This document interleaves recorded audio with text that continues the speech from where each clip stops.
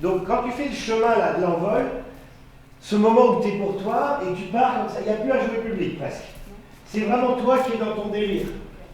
À quelques jours de leur sortie de résidence, Sylvie Martin et son metteur en scène Julien Delim peaufinent les derniers détails. Après 3 années de travail et de réflexion, le clown qu'elle incarne est en pleine mutation. Mettez-vous par deux, voilà, en rang, par deux, voilà, super. Comment tu t'appelles ?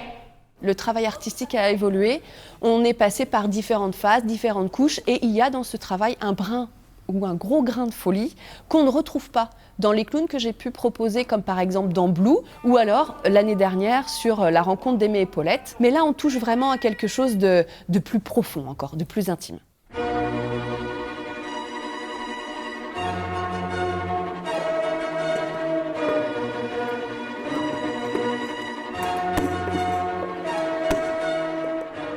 Ce qui me plaît dans le clown, c'est en fait, je sens une totale liberté que je ne retrouvais pas en fait quand j'ai commencé mon métier en tant que comédienne. C'est pour ça que le clown m'a happée, parce que quand on est clown, on est aussi auteur, créateur. On fait tout à la fois. Le clown est vraiment très organique, ça se crée aussi beaucoup au plateau, même s'il peut y avoir un texte.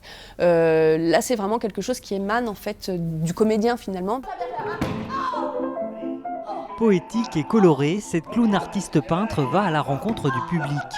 Ici, la compagnie des artisans rêveurs propose une traversée de la vie vue par le prisme de la relation établie entre l'artiste et son œuvre. Elle adore les couleurs, elle adore les gens et elle va donc s'arrêter un instant pour les peindre. Parce qu'elle est seule, c'est une vraie solitude et donc elle s'ennuie à mourir. Et de cette peinture, finalement, elle va s'inventer des histoires, elle va s'inventer une famille jusqu'à inventer son compagnon, son mari, son chevalet, à faire naître un bébé. C'est un personnage qui est jamais lisse, il a une histoire et voilà, il vient interloquer, il vient faire réfléchir, il nous renvoie. En fait, c'est un miroir de notre propre humanité. La première de Bougez pas sera donnée le 13 juin à La Tardière. Vous pourrez ensuite découvrir cette création le 19 juillet à Fontenay-le-Comte dans le cadre du festival des Ricochets et le 27 août à Parthenay.